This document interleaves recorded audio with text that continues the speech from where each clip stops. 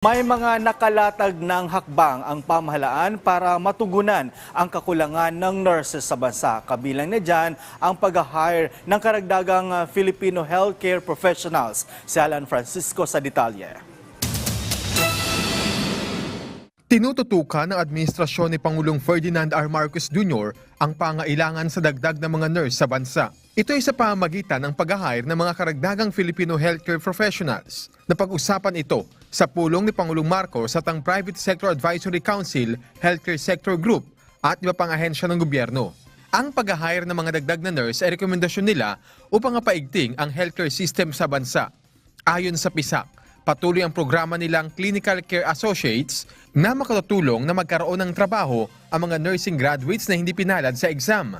Ang Commission on Higher Education naman nag-develop ng isang programa na maghihikayat sa public at private sector na maghanap ng mga nursing underboard para i-enroll sila sa review program upang makapag-test sila. Hindi rin talaga mura ang review center. So maganda yun para rin dumami yung nurses natin.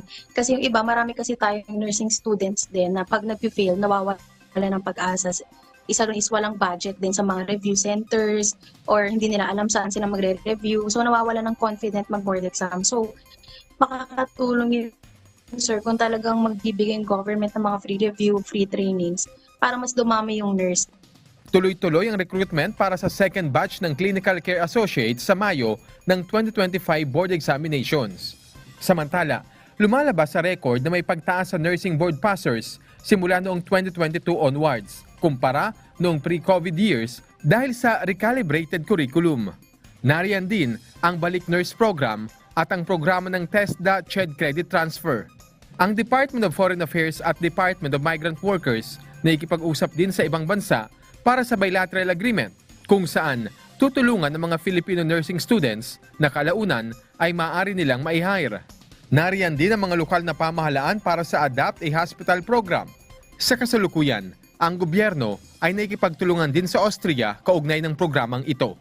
Alan Francisco para sa Pambansang TV sa Bagong Pilipinas.